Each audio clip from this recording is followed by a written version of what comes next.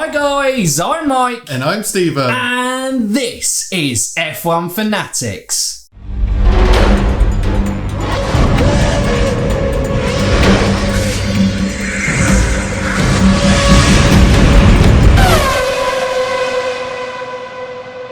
Welcome back to another episode of F1 Fantasy Weekly, the place where we round up the F1 Fantasy game and look ahead to the future fantasy games, because we are in the middle of a triple header sandwich and fantasy got completely stuffed by Belgium. I think we went through some scores and then they changed it. Yeah. I guess we can have a quick look at the scores there, as we've got the return of the spreadsheet, because we are able to record a video this week rather than doing the live stream that we did last weekend. But yes, for those of you who don't know by now, surely F1 Fantasy is the game where you pick 5 drivers, 1 constructor to compete against your friends and the world to try and conquer and win the most prestigious league in the world, the F1 Fanatics League 3.0. So, nice. Steven, should we just jump into the review part of this? We've got a lot to get through. So we'll get the screen recording done because it starts now. I just thought a delay would have been a bit... As you can see, we have a new person at the top. Their first time appearance is Kimi Räikkönen. Whoa! With an NA. Incredible. Highest score of the season so far. I did not see an NA coming. That was incredible. Yeah, out of nowhere. What a driver Kimi is. But hope he is getting on with COVID okay, recovering from it. I'm not sure if he's had any symptoms. I haven't really seen any news on it. But hopefully he's all good and we see him back for Monza, maybe, depending on those negative tests. But yeah, as you mentioned, Spa, all the scores got changed. I think it's basically the same, but they all got halved, I think. So there wasn't really many other changes. You know, George was second, Verstappen was top, Lewis was third. So yeah, 0.5s. You now may have a 0.5 total score with all those half points. And that's weird. But you can see them on the screen. The yellows were the top 5 and whatnot. That was last week. We don't care now. Yes. We've just given you up there. If you can't be bothered to read the spreadsheet, then you don't deserve it. But yes, other than Kimi coming in with a massive NA top score, we then had Max Verstappen with 44 points, Lewis on 41. The usual has returned. Those are basically the most common. Oh, actually, this only happened once before.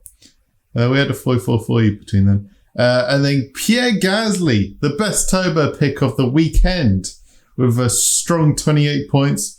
Valtteri Bottas came in with a decent 27 points. And then Charles Leclerc with another strong turbo score with 25. How are you feeling? I'm frustrated. Stephen, I'm frustrated. Shall we come on to that frustration a bit further down? No, I'm frustrated. we can let that frustration now, because as you can see here, top guys, Verstappen, that's okay. He's in my team. Lewis Hamilton, it makes sense not to have there. Gasly, he's in my team, didn't turbo. Charles Leclerc, in my team. So 3 out of the top 5 are in my team. I've got to feel happy with that. Yeah. You know, I can't be too angry about that. Of course, you turboed Gasly on Leclerc, didn't you? Why'd you have to go and be a dick move? Qualifying was meant to be so important in Zandvoort. Who's been the best so far? It's got to be Lando Norris. He's been incredible. He looked quick in practice. I was like, you know what? My boy Lando, he's having an amazing season. He is going to show up. No. Look at him there. Recovery, absolutely. 13 points. You know what 13 doubled is? It's 26. You know what 26 is? Less than 28. But it is more than 25, But you know what's double 25, 50, and that's more than 26. Maths at ya. Lando Norris let me down. Yeah. And look at this man. Look at this man, Fernando Alonso. In fairness, Alonso I did take out, and Vettel did score 6 compared to Sainz's 13. So that's not a massive loss. I massively lost out on the turbo, but I did have an Alonso in my team. Traded him for Leclerc, but the Sainz crashed through me. I got panicked, put in Vettel, but I guess Sainz didn't do that well in the end. No, he didn't. Shall I go through the rest? Yeah, as you mentioned, go on. Fernando got 23 points, another strong turbo pick.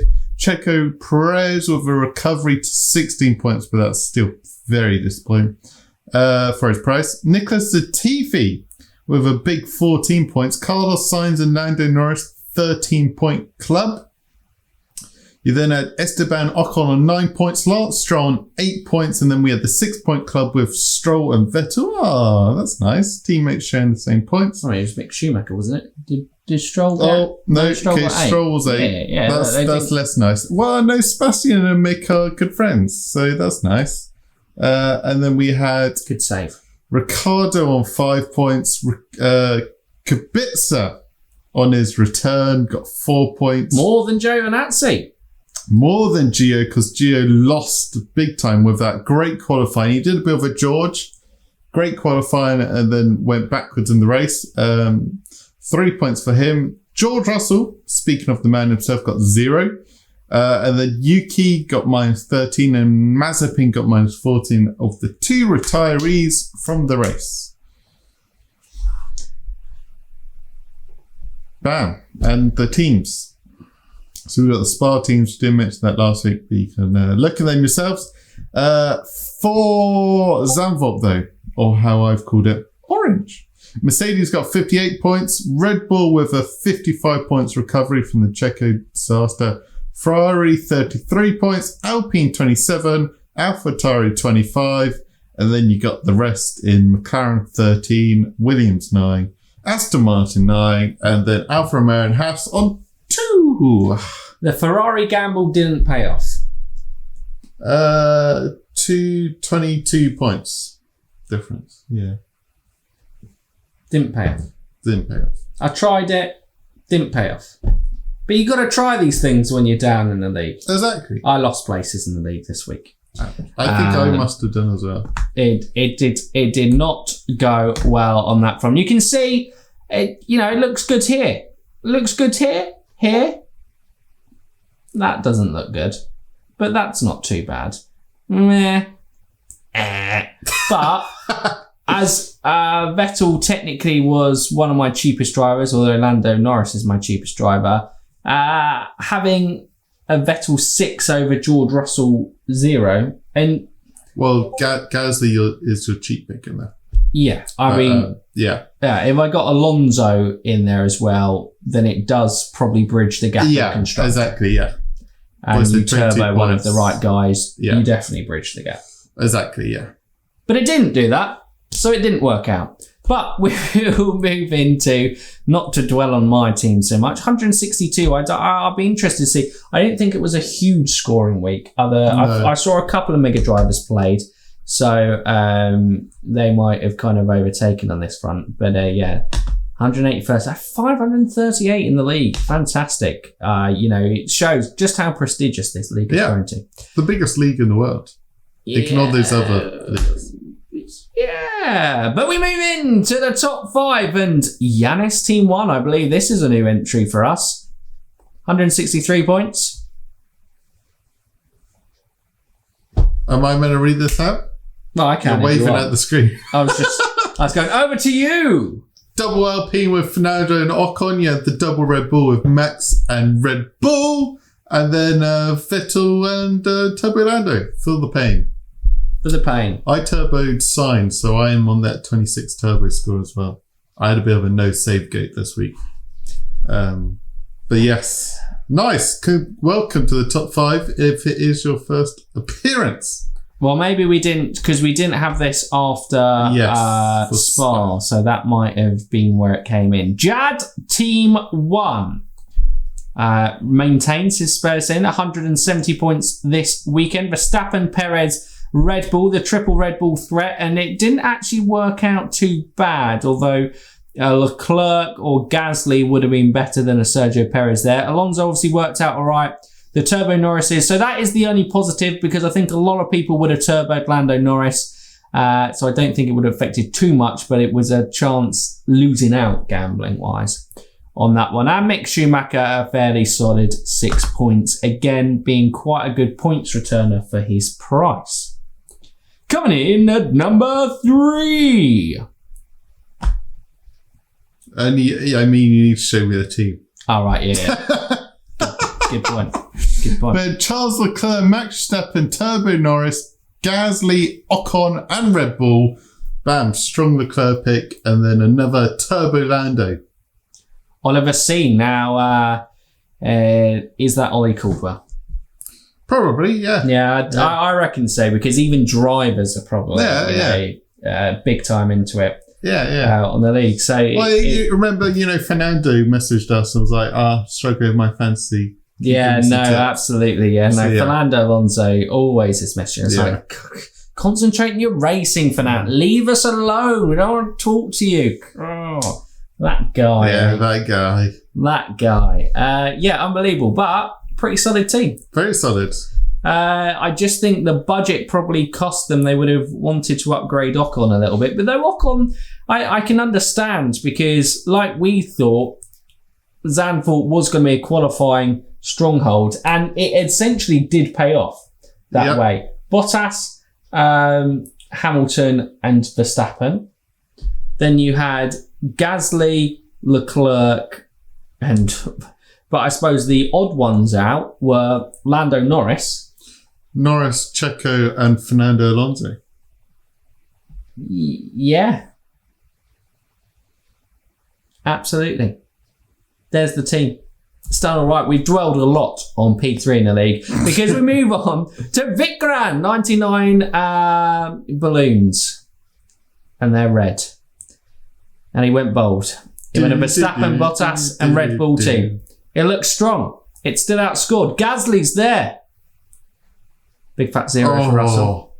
That hurts. That cost you.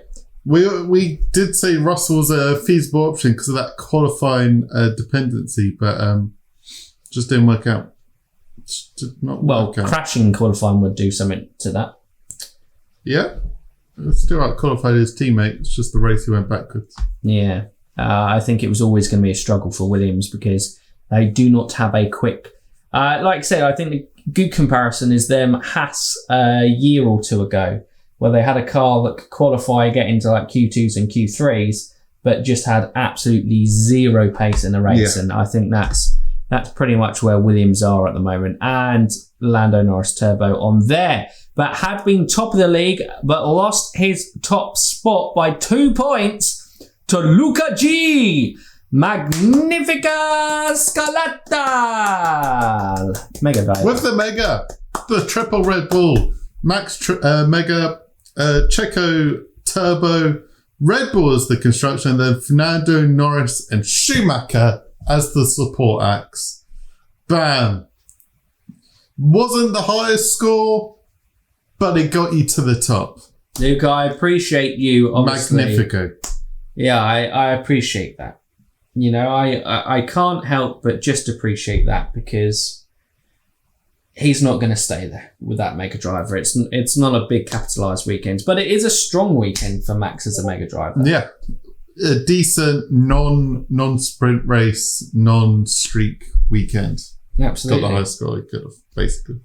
Absolutely. So, that probably rounds off the review side of things. So welcome to the top, Luca G, your first ever time leading the leaderboards. We are happy to see you there. So we go into the teams.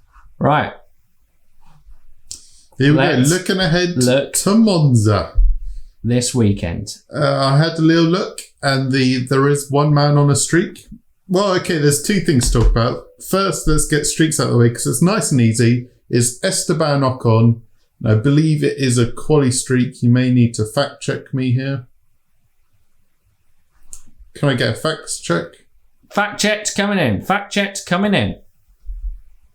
You went past him. He's on a quali streak. Race streak. Race streak. Race streak. That's even better. That is even better. So Ocon, no other streaks in play for Monza. But the other big thing for Monza is the return of the sprint race, which we saw in Silverstone can get you a lot more points because you basically have double the quali points, depending on how it goes. Obviously, something like check out Silverstone, it went real bad. Real bad. But for the megas in the Lewis, not Mega Max, but Mega Lewis, you got the highest score of the season. But obviously this week it's just the sprint qualifying. There aren't any big streaks aligned with it. So yeah, do you mega? First big question is, do you mega or not mega this week? It's a big question, Stephen. To mega or not to mega? To make up for the points that I might not gain this weekend, it might be worth megaing. But Sochi, and then what's the track after Sochi? Is it Turkey? Possibly. Let me get a check. This F1 calendar has changed so much because usually it's Suzuka, isn't it? Or something like that.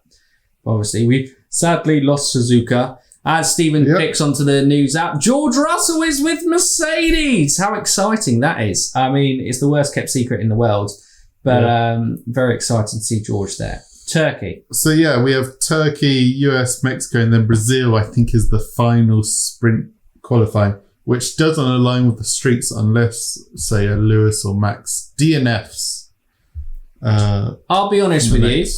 Race. I'm actually really tempted to mega Max this weekend because I think Red Bull have a slight advantage at the moment, and I feel more confident of Max winning in Monza than I do Max winning in Turkey. Why do you think about that? Oh, because of the streaks. Well, yeah, there's three possible. There's this week in Monza. There's the streaks that you say line up with Turkey. That for everyone? No, that is just for Max double for streak. Max. And then you have the sprint in Rio. So it's an interesting one. If you don't make it this week, it's not the end of the world. You will get that extra chance in Brazil. But I think I will play a safe one and mega this week. I feel like this is... No mega driver is a safe pick. Obviously, as we found out with Max Verstappen at Silverstone. Yeah. It was the race streak that was lined up, wasn't it? With that one or the qualifying streak? It was one of the two. I think it was quali because the Baku. Yes, that was the race streak that kind of lost it, wasn't it? But yeah, I just feel Red Bull looks like they were quick in Spa. Yeah. They were very quick in Zandvoort. Yeah. And Monza again. Yes. And if Checo's up there with Monza, it should be even easier for them to kind of win. I just think Red Bull have got the advantage. I don't see Lewis Hamilton winning this weekend, which I guess is a preview thought. Bam. So that's why I go, there it is. Look at it coming here. Here he goes. Oh, it's getting played live on. Here he is. There he is. Not stream. I'm megaing him. Oh, jeez. Megaing him. And like I said, I've got Leclerc, Norris, Ocon there, and that would be my free subs to kind of make up on the money basis and capitalise on the streaks. So yeah, you also got to think about good qualifiers. It's another... Zandvoort was looking at good qualifiers this week because you basically have double qualifying. You're looking at your Charles Leclerc's, your Lando Norris, Easies. Your George Russells. And I feel like I'm not going to go with Ocon for the streak. I know he's maybe worth it for the streak, but I just feel Pierre Gasly is a stronger bet. Of course, yes. Pierre Gasly, probably the best qualifier this season. And obviously, previous race winner, Pierre Gasly at Monza. Now, the real question would be, and I'll throw it for the comments and do you there, Alpine brought in because Alpine was moving up in the budget. So I believe Alpine have moved up in the budget since then. Let me just check. Yep, they just moved up in the budget, so I brought them in. The question would be, is it worth taking the -10 hit to bring Red Bull in, which I believe will be the strongest constructor this weekend? I think the gap will be worth it through there. So I think I would take the -10 point hit. Yeah. You've just seen live debate decisions here.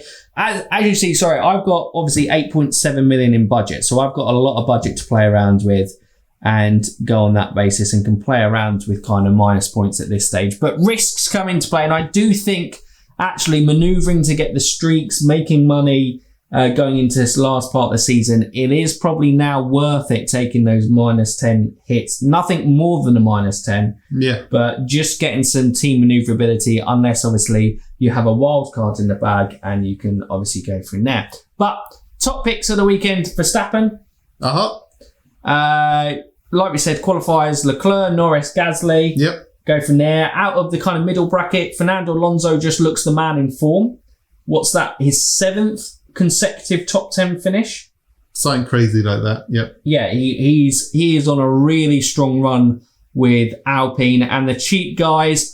I know obviously Russell crashed last week in Zandvoort, but buoyed by the news that it's confirmed that he'll be racing for Mercedes in 2022, I feel like we're going to see a strong performance from George Russell this weekend. I think I would pick him over the Mick Schumachers of the world this weekend. 100%. Especially, as you said, qualifying being important with the double quali. There we go. Bam. Saved. And as I save that team, we'll end the screen recording. That's pretty much the preview. Yeah. Isn't it? Turbo pick? Preview done. Turbo pick.